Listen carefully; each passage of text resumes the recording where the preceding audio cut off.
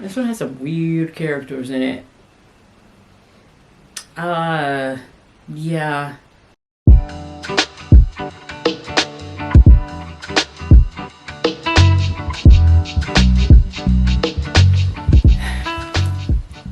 Hello, everybody.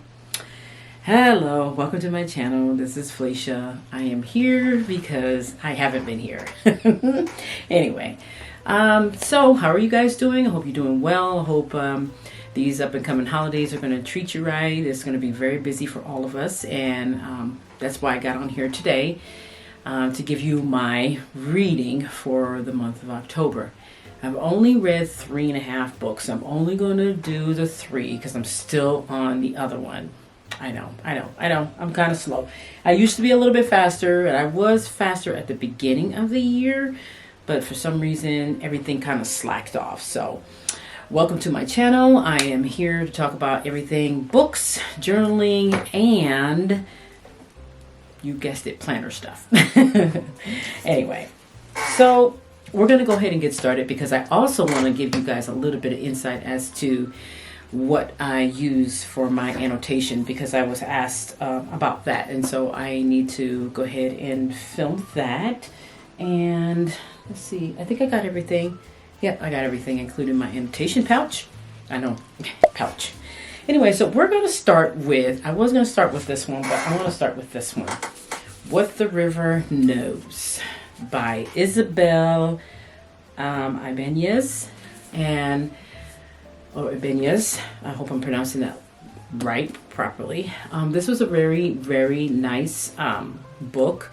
Well written, by the way, very well written. This book gave me a lot of archaeological, which is what I am, an archaeologic. Gave me a lot of that vibes, a lot of archaeological vibes, because, you know, I am an archaeologist, and so this, sorry about that, this book was about Cleopatra's tomb, and about a young woman who tries to prove herself in this book, and she goes on this adventure that she wasn't expecting to go on because she's a property lady and everything, and she was raised by her mom and dad, and they had a lot of money and things like that. So but she goes on this adventure of a lifetime. It really is. I love the way it was written. I appreciate the author's note in here about some archaeological stuff. She really didn't touch a whole lot on it, but the parents were archaeologists,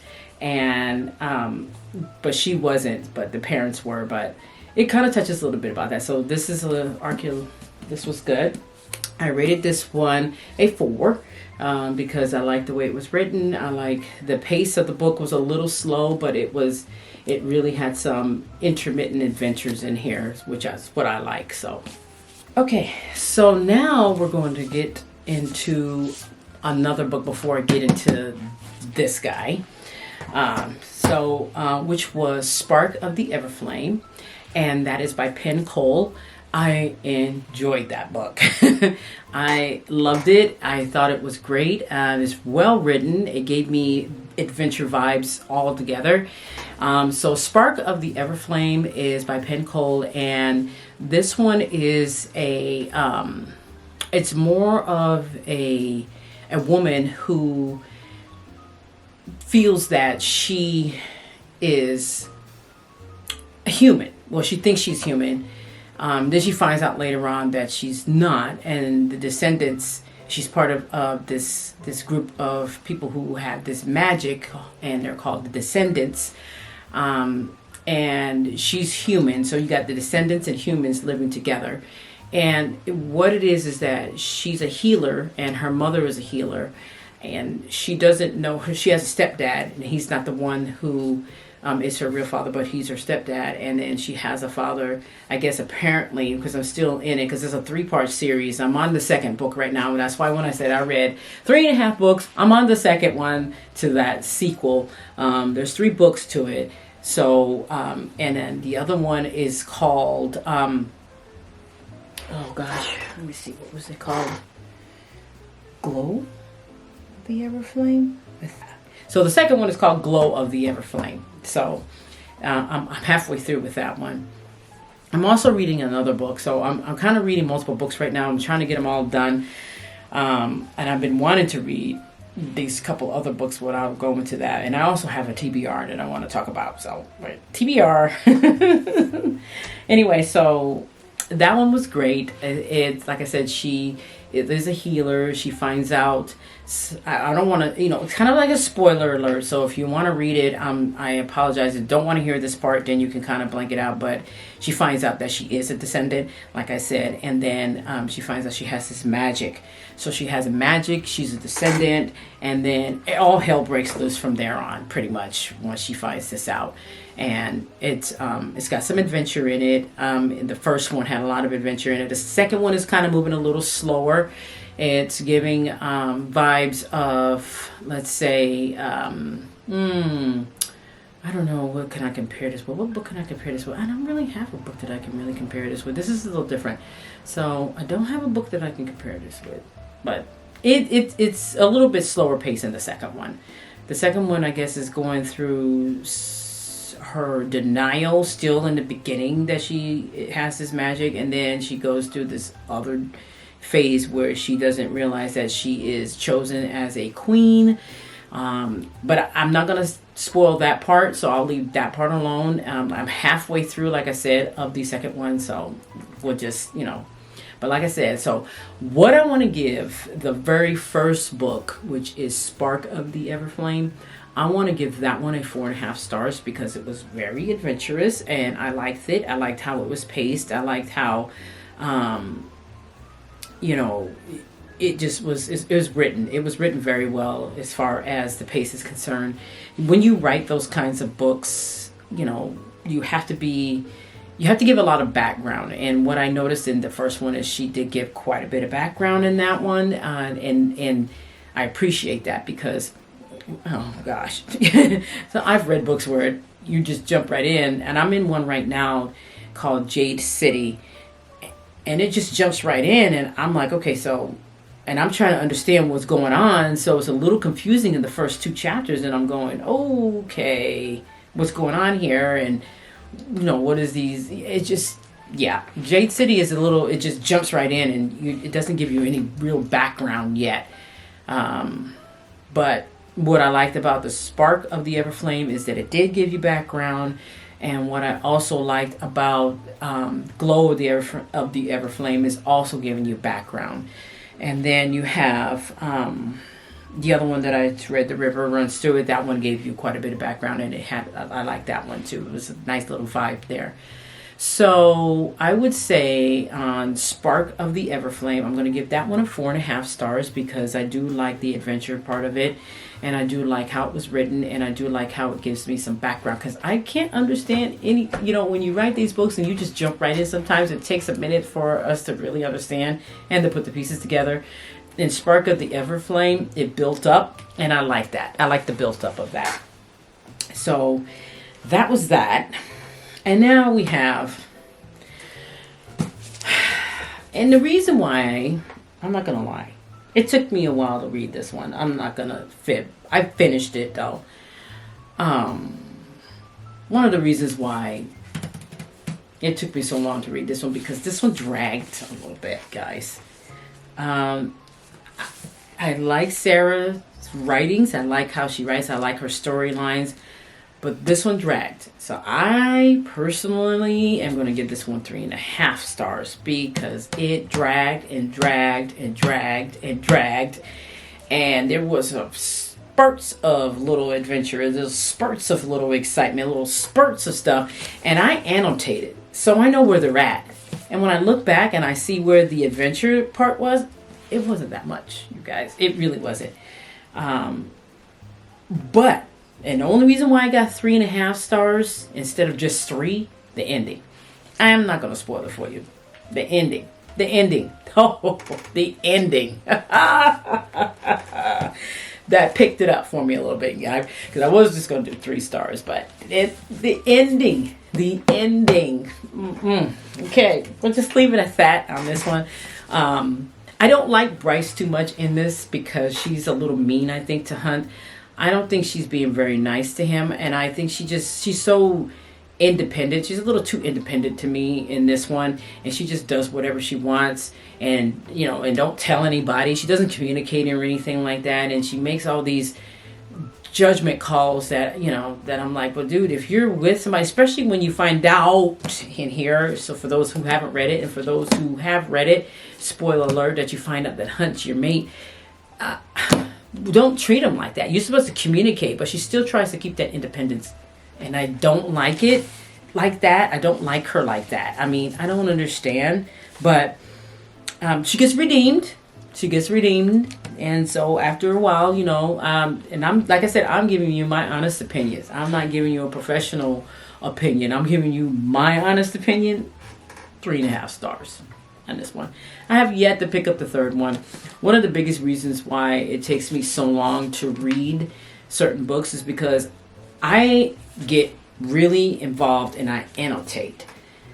I get so deep inside these books that it's not even funny, and I will annotate and I will write, and I have a lot written in here, a lot of my comments, a lot of things that I'm like, well, wait a minute, so and I'm not looking for author errors. That's not what I'm looking for. I'm looking for character errors.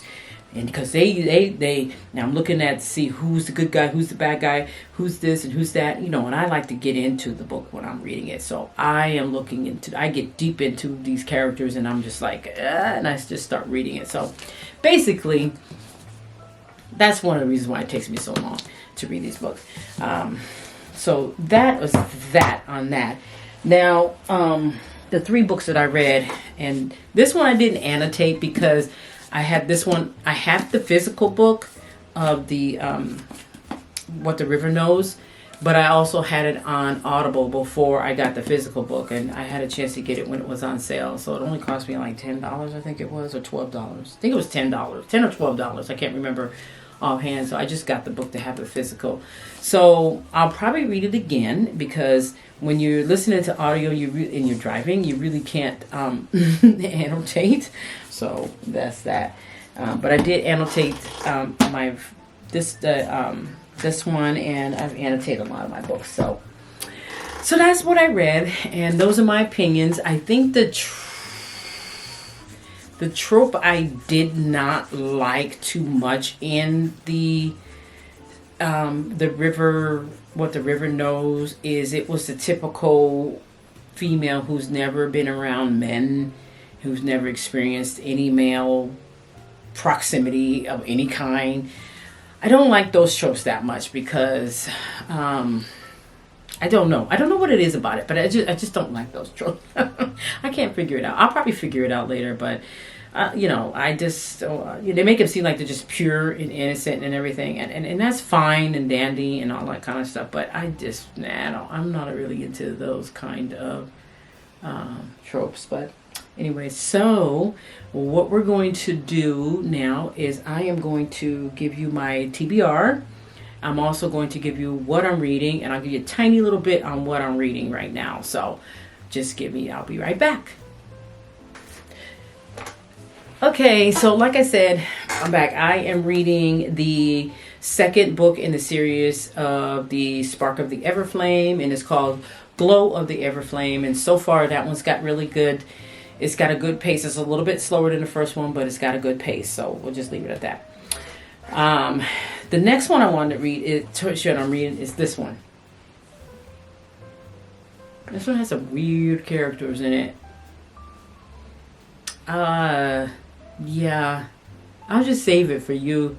So far, this book is I'm only halfway through, and it's got 4 stars already, and I'm only halfway through. So weird characters in it, but it's how can I explain? I just no explanation really. But I'll read the what you call it on the back. That way you can kind of. I gotta put my glasses on so I can see. So the back says, everything somehow fit together. Some sly and some benevolent providence was revealing itself by degrees, and I felt myself trembling on the brink of a fabulous discovery. As though my morning it was all going to come together, my future, my past, the whole of my life, and I was going to sit up in bed like a thunderbolt and say, oh, oh, oh. I like this book. I can't really. So it's about a story of a group of students. It's your average everyday students at an elite American college who are cerebral, obsessive, and finally murderous. It is a haunting, compelling, and brilliant piece of fiction. That was from the New York Times. This is good. It really is good. It surprised me. It's like a combination thriller slash a little bit of some humor in here. So it's not necessarily super dry or anything. It's, yeah, we'll go deep into that. So anyway, so I'm reading this one. Woo. And then I'm reading the second into this one. So if you read the first one, Bewitched by Laura Thalassa, I think that's how you pronounce the last name. That one I liked. I gave that one a 4. I think I gave it a 4 or 4.5 stars. I can't remember. So far, and this one's good. It's running good. I'm only in like the first few chapters of this one, and of course I'm annotating it. And yeah, so this is the second one in the series of the Bewitched series by Laura Thalassa. I'm reading that. And then I'm also reading Tress of the Emerald Seas by Brandon Sanderson, which I'm finding this to be a break from fairies and magic and things like that. A really nice break from that kind of stuff. I like this book. So far, it's so good. It's good. It's got some goofy moments in it, but it's pretty good. It's pretty good. And then, like I said, I already told you the fourth one that I'm reading. So those are the 4 books that I am definitely reading. I do want to say that if you want to follow me on Goodreads, you can find me there. That way you can see what I'm reading. There's one that I haven't mentioned, which was, let's see, what was it? Oh, I think it's right here, Jane Eyre. Yeah, I mentioned that I was reading this one. I'm having a hard time getting through this one. I just don't like the child abuse that's in it. I just don't. Okay, so here's where my battery died, and yes, I was talking about the Jane Eyre book. I am not a big fan of kind of like that kind of abuse or anything like that, so I'll just finish that off and just say I'm going to read it, but it's going to take me a minute to get through. And here's where I lost the footage as well, trying to show you what's in my annotation because I thought my battery was still running. So what I did was I went ahead and kind of filmed it separately to show you what's in my annotation pouch. I hope you like it. And then once I'm done with that, then that's pretty much it. So enjoy having a peek, I should say, into my annotation pouch. My annotation pouch, yes. So I apologize for that, you guys. I am so sorry. The camera had died and I thought it had picked up the recording, of course, but it didn't. So I'll show you right now really quickly. So this is my annotation pouch itself here. And inside I have annotation tabs, and I have different kinds and different groups of colors because they match the book that I am reading. And so that is one of the reasons why I have the different kinds, and I usually kind of keep them in here. I use what I call is a Sarasa Marks On. This pen is 0.4, and it is a it's kind of like a gel pen, so it is a gel pen. I have black and I have red, and then I have this extra pen in here that just sits there just in case. A couple extra pens. I have my mild liners and my different colors, and I coordinate those to match the tabs and the of course the books and things like that. So we have that, and then I also have some Sarasas as 0.5s, different colors, of course, and sometimes depending on how I feel, I'll mark those. And then I have posties. I like these little gothic ones though. These are cool. I like these. So, and then have a red pen in here and some regular writing pens just in case I want to write on the posties. I use these to write in the book, like I said, and I can use those. And then I have what we call the page anchor. This holds down the book. It slides in the pages there, and you just hold down the book pages with that if you don't feel like holding them. So that's what I have in my pouch. I don't have anything really super exciting in here yet, but that's what I have. And that's what you will find in my annotation pouch because I do travel a lot. And so I have to have this ready to go. Oh, and I do have in this little pocket here, I have a ruler so I can line easier. And then I also have some page like magnets, and it kind of weighs the page down for me. Okay, let me see if I can open this. Yeah, and it weighs the page down for me. So that's what I have. I have 3 of those in here. Sorry about the ink on my fingers. I was testing out some new fountain pen ink. So, but that's my pouch, and it goes with me. It's nice and vinyl. It's easy to clean. So if anything gets on it, you can, wipe it off and everything. And I try to keep it as neat and as clean as possible. And that's what I have. So I'm going to take us back.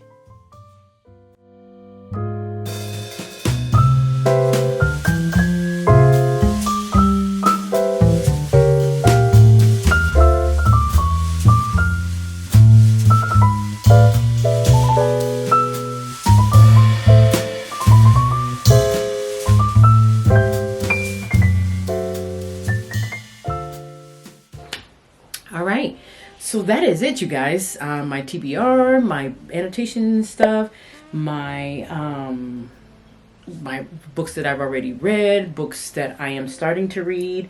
That's it. That's all I have for you today, guys. So thank you so much for watching and coming and joining me on my channel. I appreciate that, and I hope you guys have a good rest of your day, week, month, or whatever the case may be. Bye, guys. Peace.